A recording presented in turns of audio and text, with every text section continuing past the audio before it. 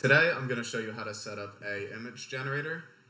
This image generator is going to create high quality posts for your social media accounts, and it's going to run them on autopilot.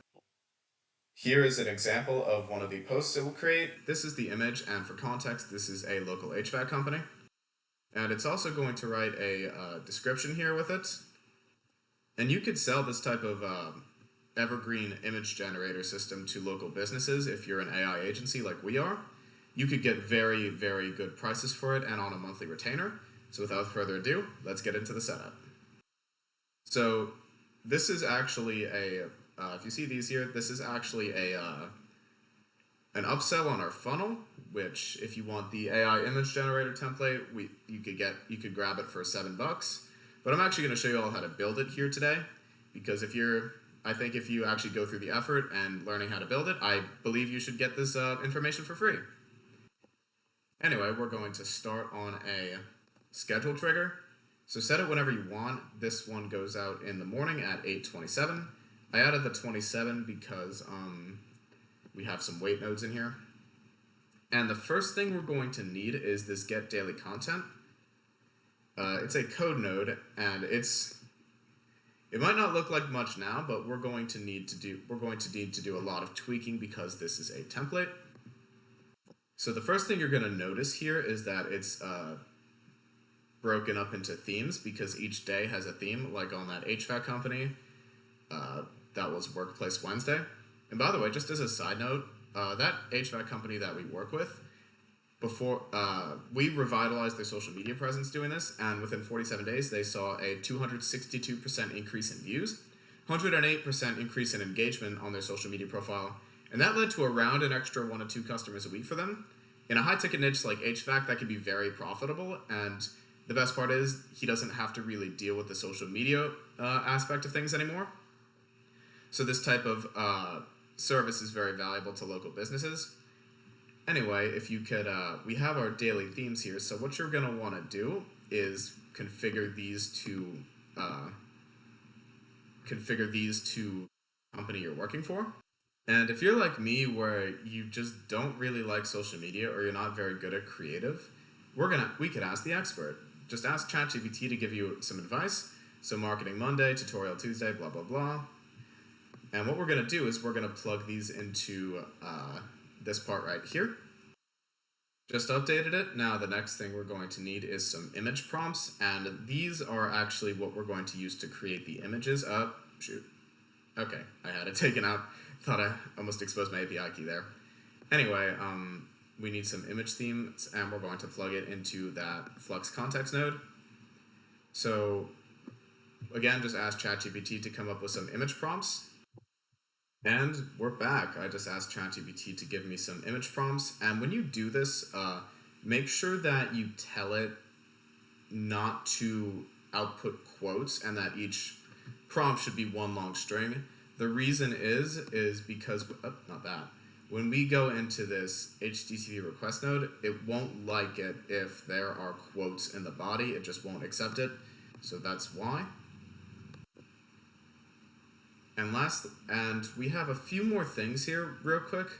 So this is where it gets fun, and I'm going to explain that in just a sec, but I'll just explain the bottom code here. So you're going to choose the random tip.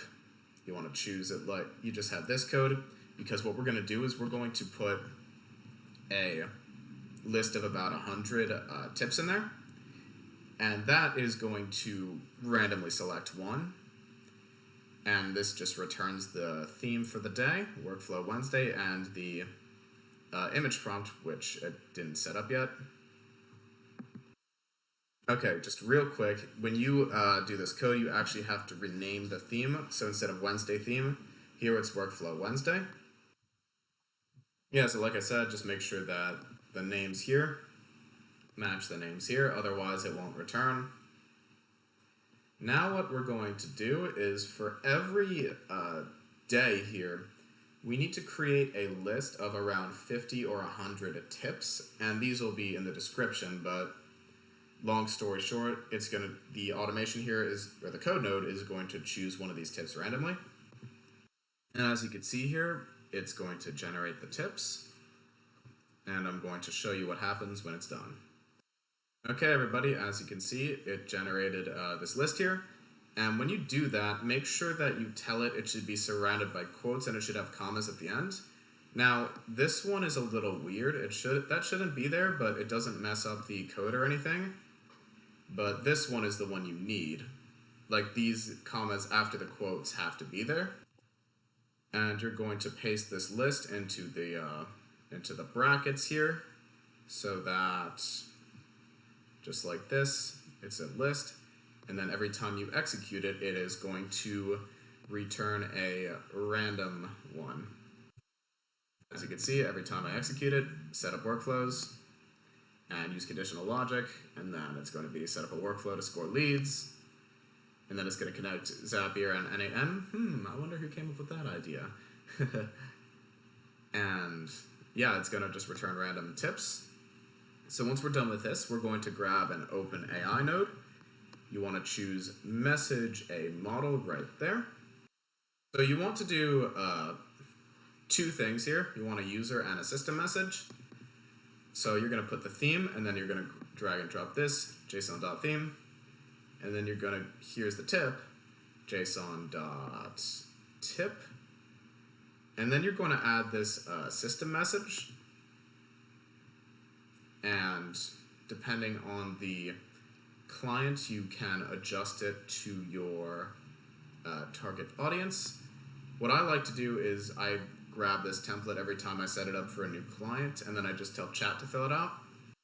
So I like to tell chat to modify the template just for my use case. It already knows me because I talk to it so much, but for you, you might just need to tell it, like, just say at the top here, hey, this is your client's name.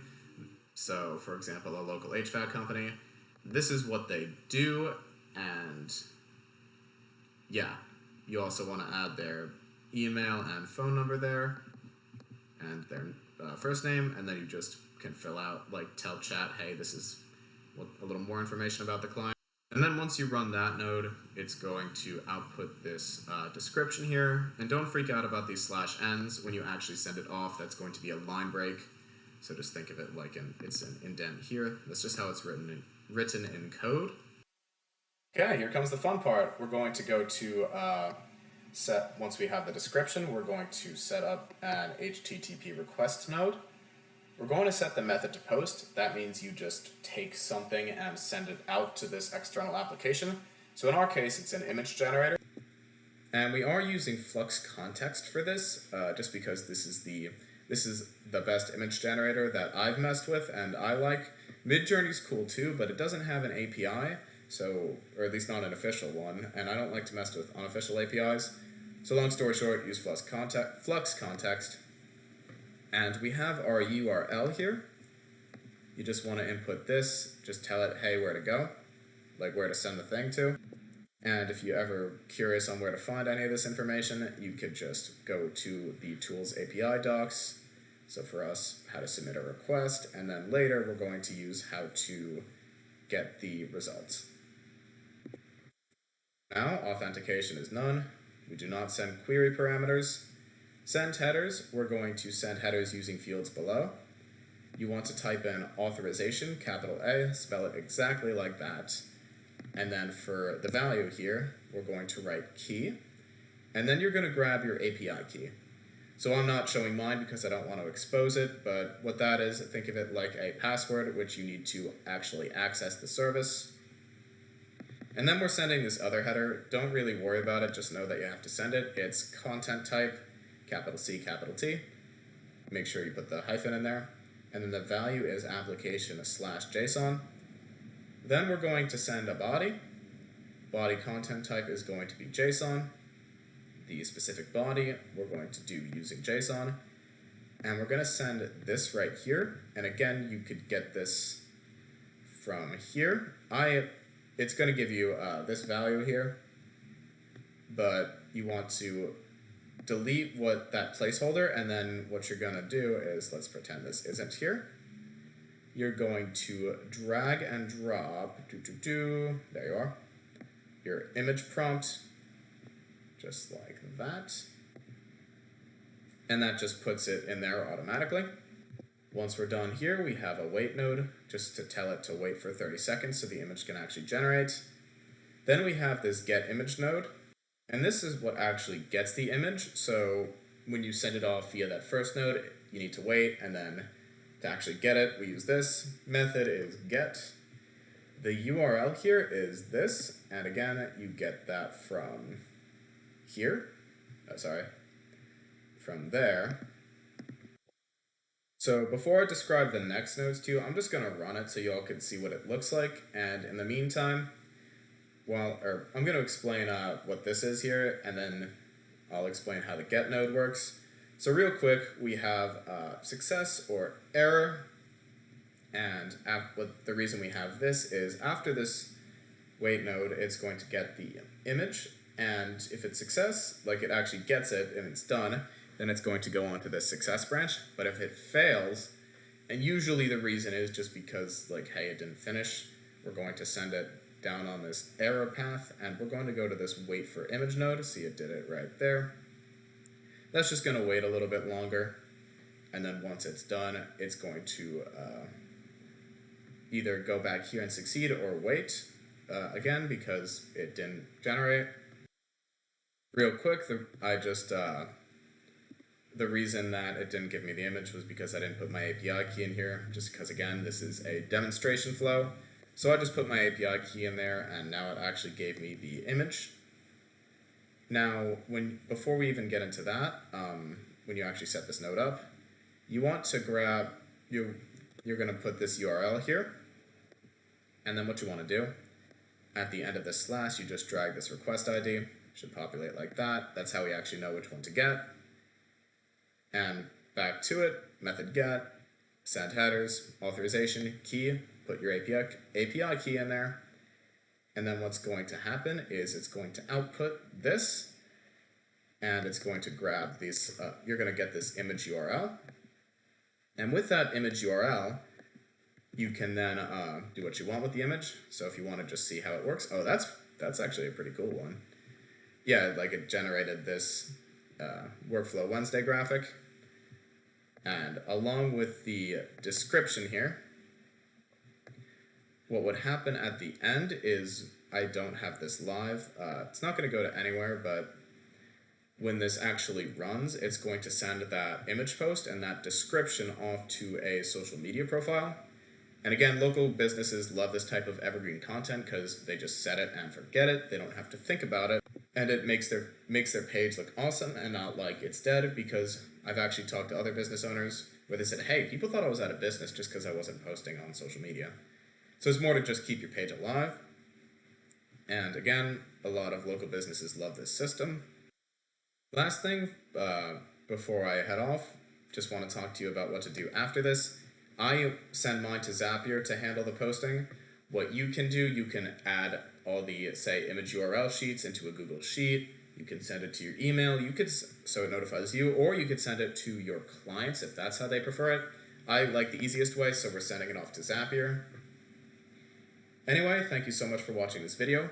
My name is Joseph Sestito. I am the Director of Artificial Intelligence at Hyppo Advertising. We help small businesses save time and attract more customers through AI and automation. And I'm starting and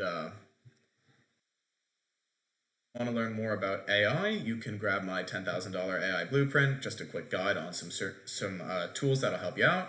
You could also book a call with me if you're looking for somebody who's going to build this out for you and your business. And lastly, I do host weekly webinars on just a little more in depth on like certain tools in the industry or how to use them. If there's anything you want me to cover, like any automation you want me to build, please like and comment and share this video. Let me know in the comments what you want me to build. And lastly, I mentioned Zapier, so if you want to see I mentioned Zapier right here, so if you want to take a look at the pros and cons of NAN versus Zapier, take a look at this video right here.